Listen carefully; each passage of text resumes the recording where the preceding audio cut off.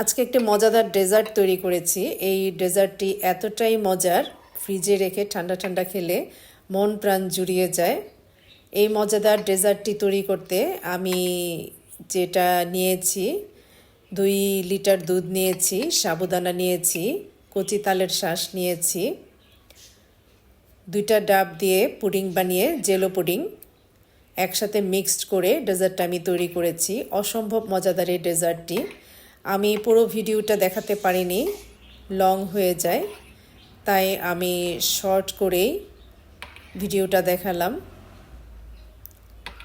অসম্ভব মজার এই ডেজার্টটি।